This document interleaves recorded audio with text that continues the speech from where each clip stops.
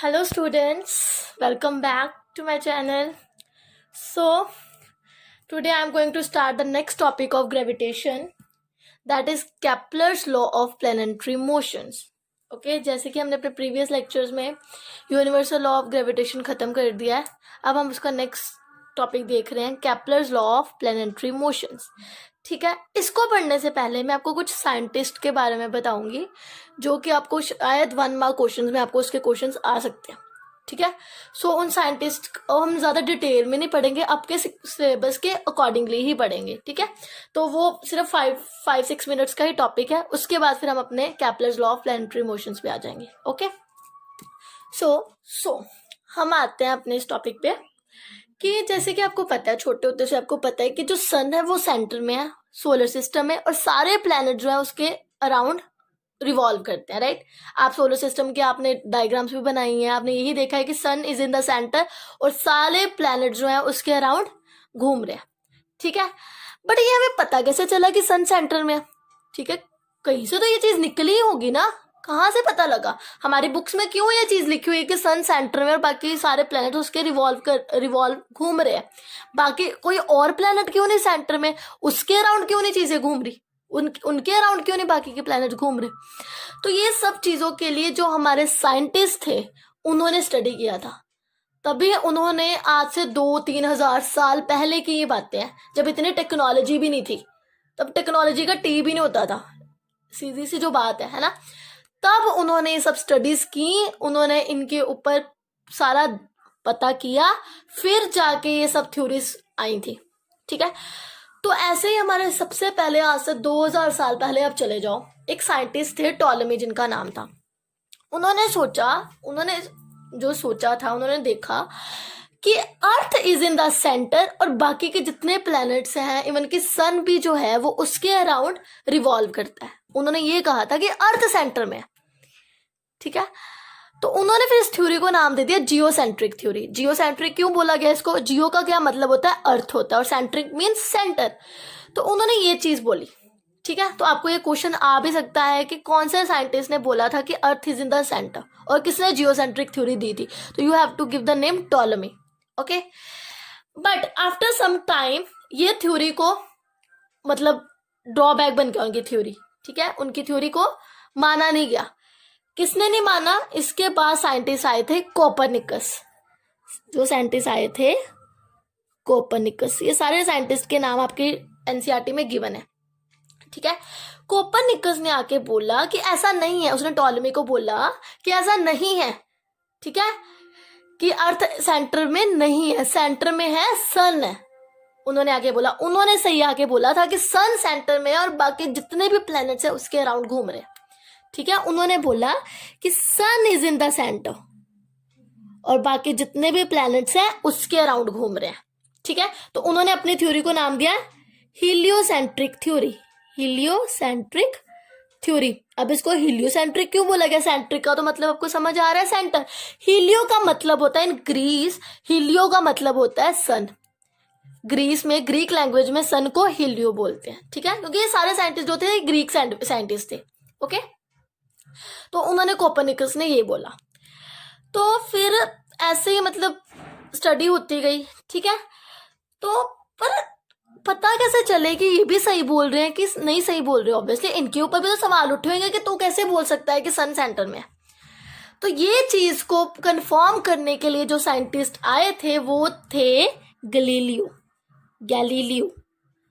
Galileo नाम के जो साइंटिस्ट थे. उन्होंने आके बोला कि नहीं, कोपरनिकस जो बोल रहा है वो बिल्कुल सही बोल रहा है कि सन ही सेंटर में है.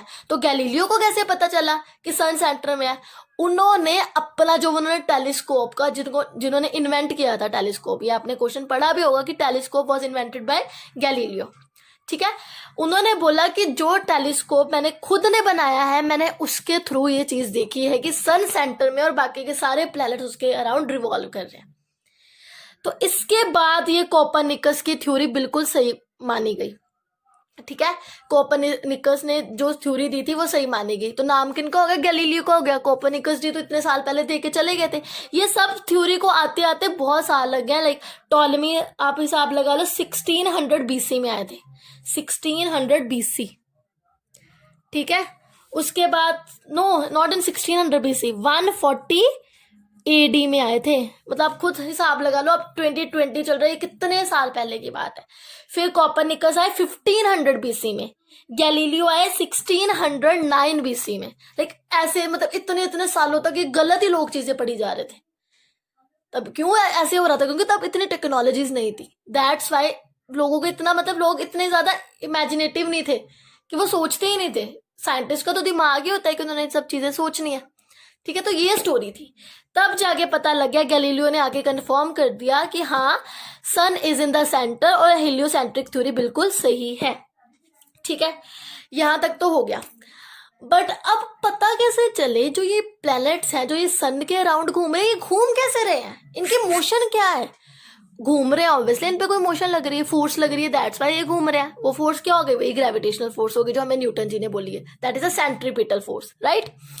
बट ये जो प्लैनेट्स है वो किस वे में घूम रहे हैं, सन के अराउंड कैसे घूम रहे हैं, क्या उनकी मोशन, मतलब किस ऑर्बिट में घूम रहे हैं, कितना टाइम ले रहे हैं वो घूमने में, कितनी डिस्टेंस कवर कर रहे हैं, ये सब चीजें कैसे पता लगे? ये सब चीजें हमें आके बताई थी केपलर ने। इसके बाद केपलर आए थे और उन्होंने इसके ऊपर लॉज ही दे दिए, जिसको आज हम बोलते हैं Kepler's law of planetary motion. नाम से क्लियर है, प्लैनेटरी मोशन मीन्स कि प्लैनेट की मोशन कैसे हो रही है।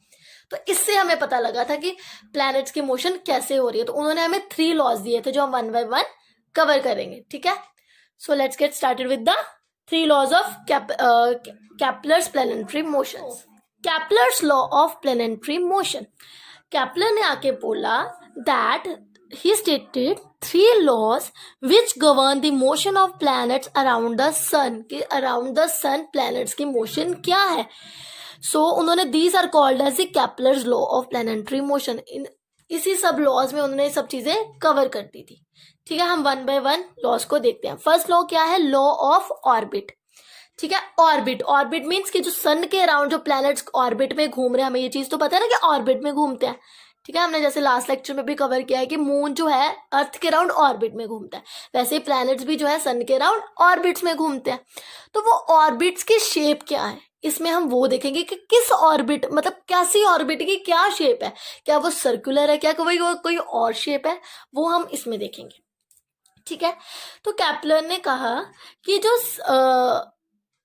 प्लैनेट्स हैं जो सन के अराउंड घूम रहे हैं वो कोई सर्कुलर मोशन में नहीं घूम रहे, वो कोई सर्कल में नहीं घूम रहे, not in that way. Suppose this is your son, और जो प्लैनेट्स हैं वो ऐसे नहीं घूम रहे, like this is a planet, suppose करो दिस इज अ अर्थ, वो इस वे में नहीं घूम रहे। ठीक है, सर्कल में नहीं घूम रहे, जो स्फेरिकल वे है नहीं घूम रहे, वो घूम रहे हैं इलिप्टिकल ऑर्बिट में। इलिप्टिकल ऑर्बिट, किस ऑर्बिट में? Elliptical, always remember that name. ठीक है, हम आपको बताती हूँ इलिप्टिकल ऑर्बिट क्या होती है। This is the shape of elliptical orbit. आपने अपनी बुक्स में भी देखा होगा कि कैसी शेप होती है। आपने जब देखा होगा सोलर सिस्टम की पिक, तो आपने ऐसे ही देखी होगी, दिस इज अ सन, और ये ऐसे कुछ शेप होती है, ऐसे ही होती है ना, लाइक ऐसे ही। ठीक है, थोड़े जैसे 2 सर्कल्स को बीच में जोड़ के मतलब इलिप्टिकल ऑर्बिट बना देते हैं। ठीक है, this is the elliptical orbit. ठीक है, इलिप्टिकल ऑर्बिट होती है जैसे आप 2 सर्कल सपोज करो हैं, 2 सर्कल में 1 सेंटर होता है, जब ये आपस में फ्यूज हो जाएंगे तो इसकी शेप ऐसी हो जाएगी, मीन्स 2 सेंटर से, तो यहाँ पे भी 2 सेंटर्स आ जाएंगे। 2 सर्कल्स आपस में जुड़ के उन्होंने इलिप्टिकल ऑर्बिट बना दी, जिनको हम ओवल भी कहते हैं, बट हम ओवल वर्ड नहीं यूज करेंगे, हम इलिप्टिकल यूज करेंगे। ओवल इलिप्टिकल होती सेम ही चीज है, but we are in a higher class, so we use this word. ठीक है, एलिप्स। ओके, इलिप्टिकल ऑर्बिट, इसको शेप को बोलते हैं एलिप्स। Okay, ellipse. ठीक है, उन्होंने बोला कि प्लैनेट्स जो हैं वो इस ऑर्बिट में घूमते हैं, इस शेप की ऑर्बिट में घूमते हैं, और इसमें ये 2 जो सेंटर है, जैसे सन में एक, सन में कह रही हूँ, सर्कल में एक सेंटर होता है, राइट, उसको हम फोकस भी कहते हैं, उस सेंटर को हम फोकस भी कहते हैं। तो इसमें कितने फोकस है? इसमें 2 फोकस हो गए, राइट, इसमें 2 फोकस हो गए। तो एक को तो फोकस कहते हैं, अगर फोकस को हम प्लूरल कर ले तो उसको हम फोकाई कहते हैं। ये चीज आपने याद रखनी है, क्योंकि इसमें 2 फोकस है तो उसको हम क्या बोलेंगे? फोकाई। फोकाई क्यों बोल रहे हैं? बिकॉज इट हैज 2 फोकस, तो फोकस का प्लूरल होता है फोकाई। ठीक है, क्योंकि ये वर्ड आपको आपके डेफिनेशन में आना है, जब हमने फर्स्ट लॉ ऑफ देखना है ना, लॉ ऑफ ऑर्बिट, उसमें ये वर्ड आना, तो आपको पता होना चाहिए फोकाई क्या होता है। ठीक है। सो उन्होंने बोला the planets move in elliptical orbit around the sun with the sun at one of the two foci of the elliptical orbit। तो ऑब्वियसली सन तो एक ही है, वो इन दोनों पॉइंट्स में से किसी एक ही जगह पे हो सकता है, जहां तो सन यहाँ पे हो सकता है, जहां तो सन इस साइड पे हो सकता है, राइट। तो इन दोनों में से एक फोकस पे क्या होता है, सन होता है और प्लैनेट उसके अराउंड रिवॉल्व करते हैं। उन्होंने फर्स्ट लॉ ऑफ ऑर्बिट में ये चीज बता दी कि किस ऑर्बिट में प्लैनेट्स घूमते हैं, किस शेप की ऑर्बिट में, ठीक है। इससे हमारा फर्स्ट लॉ ऑफ ऑर्बिट खत्म हो गया, ठीक है। First law of Kepler's law of planetary motion खत्म हो गया। अब हम आते हैं अपने second law of planetary motion, ठीक है। तो ये भी बहुत इंटरेस्टिंग लॉ है, इसको भी आप ध्यान से देखिएगा। सो सी दिस डायग्राम, इस लॉ को हम कहते हैं लॉ ऑफ एरिया, ठीक है। अब आप देख रहे हो इलिप्टिकल ऑर्बिट है, सन एक फोकाई पे है, ठीक है। तो अब आपको मैं इसको एक्सप्लेन, ये आपको जब भी आपने अगर इसको एक्सप्लेन करना, you have to make this diagram if you want to get good marks, ठीक है। ये डायग्राम आपको बनाओगे ना तो आपको ऑब्वियसली आपके मार्क्स बढ़ेंगे ही बढ़ेंगे। क्या होता है, सपोज करो ये सन है, ठीक है, ये हमारी इलिप्टिकल ऑर्बिट आ गई, इसमें एक प्लैनेट है, ठीक है। मैं एक प्लैनेट के साथ ही चल रही हूँ, ठीक है। ये प्लैनेट जो है इसको मैं बोलती हूँ ये अभी एक्स पोजिशन पे है, सन से ये मतलब यहाँ पे ये एक्स पोजिशन पे है, ठीक है। प्लैनेट्स ऑब्वियसली किसी स्पीड के साथ ही घूम रहे हैं, और स्पीड क्या है, यूनिफॉर्म स्पीड, यूनिफॉर्म कह रही हूँ, कांस्टेंट स्पीड होगी। ये थोड़ा ना प्लैनेट की कभी स्पीड बढ़ रही है कभी कम हो रही है। आप तो ये सोचते हो ना कि प्लैनेट एक ही स्पीड के साथ घूम रहे हैं, ठीक है ना। अभी भी हमारी अर्थ भी अभी सन के अराउंड रिवॉल्व कर रही है, पर वो एक ही स्पीड के साथ कर रही है। हमें कोई फील थोड़ा ना हो रही है कि स्पीड बढ़ रही है जो कम हो रही है, हमें कुछ नहीं फील हो रहा, राइट। तो हम तो ये सोचते हैं कि एक ही स्पीड के साथ प्लैनेट्स घूमते हैं, बट ऐसा नहीं है। वो हम आगे देखते हैं ऐसा क्यों नहीं है, ठीक है। तो अभी सपोज करो अर्थ हमारे सन के मतलब यहाँ पे है, इस पोजीशन पे, एक्स पोजीशन पे है, यहाँ पे वो घूम रही है। सपोज करो उसकी स्पीड जो है 5 मीटर पर सेकंड की स्पीड से वो घूम रही है, ठीक है। सपोज करा है हमने, ठीक है। आफ्टर टाइम टी हम ले लेते हैं 10 सेकेंड्स, ठीक है। 10 सेकेंड्स नहीं, सॉरी 10 आवर के बाद घूमते घूमते जो मेरी अर्थ थी वो यहाँ पे आ गई। आफ्टर 10 आवर्स अर्थ मेरी यहाँ पे आ गई, इसको मैं बोल दूंगी वाई पोजिशन। बात समझ आ रही है ना। घूमते घूमते 5 मीटर पर सेकंड की स्पीड से घूमते घूमते घूमते घूमते वो वाई पोजिशन पे आ गई आफ्टर 10 आवर्स, ठीक है। तो अगर मैं यहाँ से लाइन लगाऊं और एक लाइन यहाँ से लगाऊं, ठीक है। एक लाइन मैंने सन से इतनी दूरी पे लगा ली, एक लाइन मैंने सन से इतनी दूरी पे लगा ली, ठीक है। क्योंकि हम लॉ ऑफ एरिया, इसका नाम एरिया, कि कितने दूर होते हैं प्लैनेट्स, कितने, ये मैंने जैसे अर्थ लिया है तो उसका मैं अर्थ के अकॉर्डिंगली चल रही हूँ कि सन के दूर कितना है अर्थ, उसको कितना एरिया वो कवर कर रहा है। क्या वो जब जब सन के अराउंड घूम रहा है वो सेम एरिया कवर करते जा रहा है, कि ज्यादा एरिया कवर कर रहा है, कि बिल्कुल दोनों मतलब सेम ही एरिया कवर कर रहा है, वो हम चीज देखते हैं। देखो ये कुछ एरियाज ने कवर कर लिया, पहले यहाँ थी, आफ्टर सम टाइम यहाँ आ गई, तो इसने ये एरिया कवर कर लिया। ये तो अभी सन से दूर है, इलिप्टिकल ऑर्गन है, इलिप्टिकल ऑर्बिट है, तो ये भी सन से दूर है। अब मैं एक पोजीशन ले लेती हूँ इसकी, घूमते घूमते ये सन के पास आ गई, हमारे अकॉर्डिंगली ये चीज क्या आ रही है, सन के पास आ रही है, ठीक है। अब यहाँ पे मैं ले लेती हूँ ए पोजीशन है इसकी। अब मेरा प्लैनेट घूमते घूमते 5 मीटर पर सेकंड की स्पीड के साथ घूमते घूमते घूमते घूमते यहाँ पे आ गया, यहाँ पे आ गया आफ्टर 10 आवर, उसकी पोजीशन ये हो गई, सपोज कर लो, ठीक है। अब यहाँ से भी उसने कुछ एरिया कवर किया, राइट, यहाँ से भी उसने एरिया कवर किया, ठीक है। अब आपको देखने में ये दोनों एरिया सेम लग रहे हैं कि नहीं लग रहे? ऑब्वियसली नहीं लग रहे। आपको ये एरिया ज्यादा लग रहा है, ये एरिया कम लग रहा है, या किसी को ये एरिया ज्यादा लग रहा है, ये एरिया कम लग रहा है, मतलब किसी को सेम एरियाज नहीं लग रहे। बट अगर मैं आपको ये चीज बोलूं कि ये एरिया सेम है तो आप मानोगे? नहीं मानोगे, मुझे पता है। तो पर ये चीज मैं आपको ये प्रूव करके दिखाऊंगी, क्योंकि जो हमारे कैपलर थे उन्होंने यही चीज कही थी कि ये जो दोनों एरियाज हैं, मतलब कि सन के अराउंड जब भी प्लैनेट्स घूम रहे हैं, ठीक है, वो with some constant speed and with some time वो सेम ही एरिया कवर करते हैं। दैट मीन्स कि अगर यहाँ पे भी ये एरिया ये इस एरिया के इक्वल है, अगर यहाँ पे भी इसने कुछ आफ्टर 10 आवर्स कोई एरिया कवर किया है, सपोज को यहाँ पे जेड पोजीशन आ गई, तो ये एरिया भी इन सब एरियाज के इक्वल है, ठीक है। वो कैसे हम देखते हैं, सपोज करो मैं इसको एरिया 1 कह दूं, इसको मैं एरिया 2 कह दूं, तो एरिया 1 इक्वल्स टू एरिया 2 है, ये हमने अभी प्रूव करना है ऐसे क्यों है। तो आपको ये चीज पता है कि ये रिवॉल्व क्यों कर रहे हैं, क्योंकि इनके बीच में क्या है, सेंट्रीपिटल फोर्स है। ये चीज तो पता है ना, ये हम चीज पिछले लेक्चर में कवर कर चुके हैं कि ये ऐसे रिवॉल्व क्यों कर रहे हैं, उसके साथ कोलाइड क्यों नहीं हो रहे। तो मीन्स कि इनके बीच में सेंट्रीपिटल फोर्स है। सेंट्रीपिटल फोर्स भी एक हिसाब की ग्रेविटेशनल फोर्स है। सेंट्रीपिटल हम क्यों कह रहे हैं, बिकॉज जब कोई भी चीज सर्कुलर मोशन में घूमती है तो वो तब ग्रेविटेशनल फोर्स क्या बन जाती है, सेंट्रीपिटल फोर्स बन जाती है, राइट। ये चीज आपको पता है। मीन्स कि इनमें फोर्स ऑफ अट्रैक्शन है, ग्रेविटेशनल फोर्स हो जाए या सेंट्रीपिटल फोर्स हो जाए, मीन्स उनके बीच में क्या है, फोर्स ऑफ अट्रैक्शन है। तो फोर्स ऑफ अट्रैक्शन हमें क्या पता है क्या होती है, that is Gm1 into m1 over D square, right. यही होती है ना फोर्स ऑफ ग्रेविटेशन, ठीक है, यही होती है। अब यहां से ये प्लैनेट सन से दूर है, राइट, यहां से ये प्लैनेट सन से दूर है।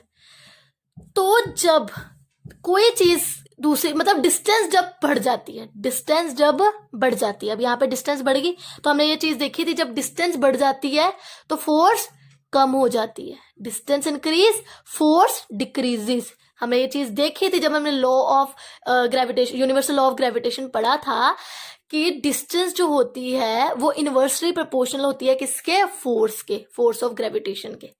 तो अब यहाँ पे ये दूर है तो इनमें फोर्स ऑफ ग्रेविटेशन कम है। फोर्स ऑफ ग्रेविटेशन में क्या है, कम है, मीन्स इनकी फिर स्पीड भी कम होगी, इनकी स्पीड भी कम ही होगी। फोर्स कम है तो स्पीड भी तो कम ही होगी, क्योंकि force is directly proportional to speed, force is directly proportional to velocity, right. और अगर हम यहाँ पे आ जाए, अब ये क्या है, ये प्लेनेट अब सन के पास है, इट मीन्स कि इनके बीच की डिस्टेंस जो है वो कम है। अगर डिस्टेंस कम है तो फोर्स क्या हो जाएगी, ज्यादा हो जाएगी। सी समझ आ रही है ना, force is inversely proportional to D, force distance के इनवर्सली प्रोपोर्शनल है। डिस्टेंस अगर हम बढ़ा देंगे तो फोर्स हमारी कम हो जाएगी। ये आपको मैंने चीज समझाई है, जैसे मैग्नेट और नेल्स की एग्जांपल लेके, नेल्स क्या होते हैं, कील, उनके एग्जांपल से मैंने आपको ये चीज समझाई थी कि आप जब आप मैग्नेट और नेल्स को दूर कर दोगे तो वो नहीं अट्रैक्ट कर पाएंगे, जैसे आप पास ले आओगे वो चिपक जाएगी। सिमिलरली यहाँ पे भी वही चीज है, मैंने डिस्टेंस यहाँ पे क्या हो गई, कम हो गई। इट मीन्स प्लैनेट और सन के बीच की डिस्टेंस कम हो गई, जिसकी वजह से फोर्स इंक्रीज हो गई। फोर्स इंक्रीज हो गई मीन्स स्पीड भी इंक्रीज हो गई। बात समझ आ रही है ना, स्पीड क्यों इंक्रीज हुई, क्योंकि स्पीड फोर्स के डायरेक्टली प्रोपोर्शनल है। तो इट मीन्स कि अगर यहाँ पे स्पीड इंक्रीज होगी, पर आप सोचोगे स्पीड कैसे इंक्रीज हुई, स्पीड तो कांस्टेंट है। नो, ऐसा नहीं है, स्पीड कांस्टेंट नहीं होती, स्पीड प्लैनेट्स की कांस्टेंट नहीं है।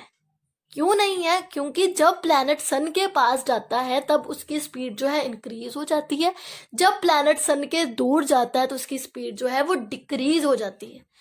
अब समझ आया, जब ये जहाँ ये 10 आवर में यहाँ पे आ रहा था, बट यहाँ पे इसकी स्पीड जो है वो इंक्रीज हो गई, जिसकी वजह से ये प्लैनेट ने इतनी डिस्टेंस कवर कर ली, जिसकी वजह से इस प्लैनेट ने इतनी डिस्टेंस कवर कर ली, ज्यादा डिस्टेंस कवर कर ली, ज्यादा एरिया कवर कर लिया, ठीक है, टाइम उतना ही, बट क्या हुआ, स्पीड यहाँ पे इंक्रीज हो गई। और यहाँ पे क्या हुआ, प्लैनेट सन से दूर है, डिस्टेंस ज्यादा है, फोर्स कम हो गई, स्पीड भी कम हो गई।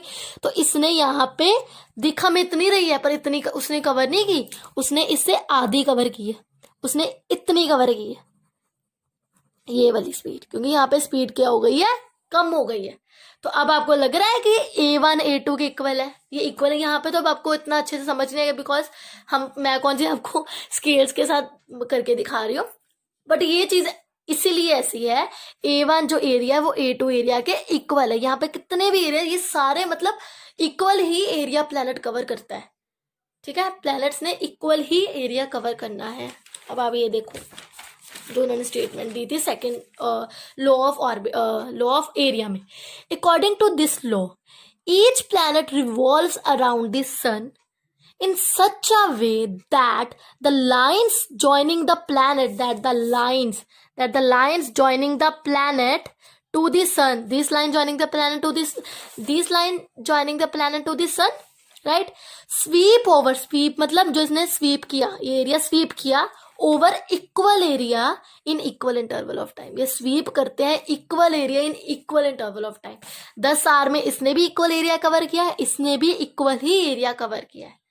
अब बात आपको समझ आ रही है।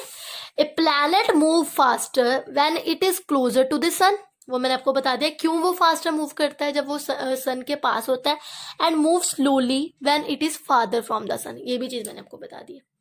अब आपको ये चीज बहुत अच्छे से समझ आ जाएगी, ठीक है। नहीं आएगी तो आप इसको फिर से बैक पे जाओ, फिर से सुनो ये चीज, फिर आपको आ जाएगी। जितनी बार आप सुनोगे उतनी बार आपको ये कंसेप्ट क्लियर हो ही जाएंगे, ठीक है। इसके साथ आपका लॉ ऑफ एरिया भी खत्म हो गया। अब आ गए हम थर्ड लॉ पे, जो हमारा लास्ट लॉ है। ये ज्यादा एक्सप्लेन में नहीं, मतलब इतना ज्यादा लंबा चौड़ा नहीं है, इसमें जैसे आपको इक्वेशन याद रखनी है, ठीक है। So let's move to the third law. Third law है लॉ ऑफ पीरियड और टाइम। क्योंकि अब हमने एरिया की भी बात कर ली कि कितना एरिया, मतलब कितनी दूरी पे प्लैनेट होता है सन के, ठीक है, क्या वो सेम एरियाज कवर करते हैं। हमने ऑर्बिट की भी बात कर लिया। अब हमें टाइम का तो पता नहीं कि कितना टाइम लगाते हैं, हर प्लैनेट सेम ही टाइम लगाता है सन के अराउंड रिवॉल्व होने में, कि उनका टाइम फ्लक्चुएट होता है, ठीक है। ये चीज हमने फिर लॉ ऑफ टाइम में देखी, लॉ ऑफ पीरियड में देखी। तो ये चीज याद रखो, जितना प्लैनेट सन से दूर होगा, जितनी डिस्टेंस कम होगी, ठीक है, डिस्टेंस जितनी ज्यादा होगी उतनी फोर्स कम होगी। ये पता लग गया। फोर्स कम होगी तो स्पीड भी कम होगी, स्पीड कम होगी तो उसको उतना ही टाइम लगेगा सन के अराउंड रिवॉल्व करने में।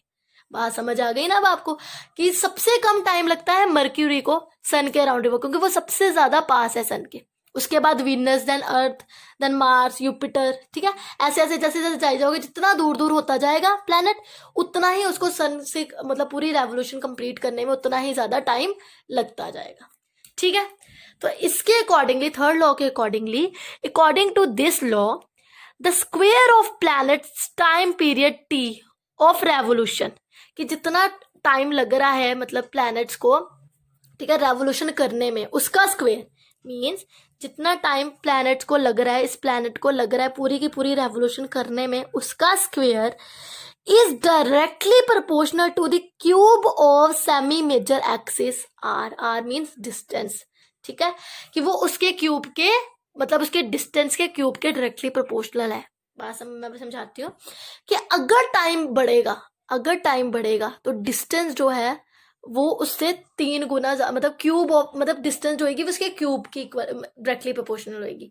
वही चीज आ गई ना, जितनी ज्यादा डिस्टेंस उतना ज्यादा टाइम लगेगा, ठीक है, तभी ये डायरेक्टली प्रोपोर्शनल है। अगर टाइम डिस्टेंस बढ़ेगी टाइम बढ़ेगा। बात समझ आ रही है, तभी ये डायरेक्टली प्रोपोर्शनल है। तो टी, अगर हम इस प्रोपोर्शनलिटी का साइन हटा दें तो हम यहाँ पे कांस्टेंट लिख सकते हैं आर क्यूब। तो ये मैं आर क्यूब नीचे ले गई, तो ये दोनों क्या है, कांस्टेंट चीजें हैं, ये चेंज नहीं होती। ये सभी जो जितना टाइम, अगर अर्थ को टाइम लगता है रेवोल्यूशन में, आप देखते हो 365 डेज लगते हैं, ठीक है, तो आवर्स जो 1/6 आवर्स ज्यादा है, ठीक है। तो ये कब, ये थोड़ा ना कि आज इस साल इसको 365 डेज लग रहे हैं तो अगले साल इसको 420 डेज लगेंगे। कांस्टेंट रहती है ना टाइम, इसलिए इसको चीज को कांस्टेंट बोला गया है, ठीक है ना। और डिस्टेंस भी जो प्लैनेट की है वो कांस्टेंट ही रहती है। ये नहीं कि आज सन अर्थ के पास है तो कल सन अर्थ के दूर हो जाएगा, ठीक है, जितना वो है वो उतना ही रहेगा, कांस्टेंट ही रहेगी, ठीक है। तो आर का क्या मतलब है, R means distance of planet from the sun. R का क्या मतलब है कि distance of planet from the sun, कि प्लैनेट की कितनी दूरी है सन से। और टी का मतलब है time period of the planet to complete 1 revolution around the sun, ठीक है, समझ आ गई। अगर डिस्टेंस बढ़ेगी तो टाइम बढ़ेगा, बस यही चीज इसमें आपको कवर की हुई है, मेन इसका यही है। और मतलब टाइम का जो है वो स्क्वायर लिया गया है और डिस्टेंस का आपको क्या लिया गया, क्यूब लिया गया। ये चीज आपने भूलनी नहीं है। इसमें आपको कोई इसको डेरिवेशन नहीं है, इसको सॉल्व करने की आपके सिलेबस में आपका यहाँ तक ही है, ठीक है। इसके साथ आपका Kepler's law of planetary motion खत्म होते हैं, ठीक है। सो नेक्स्ट लेक्चर पे हम अगले पार्ट पे जाएंगे, ठीक है। So till then stay tuned with my channel. Thank you.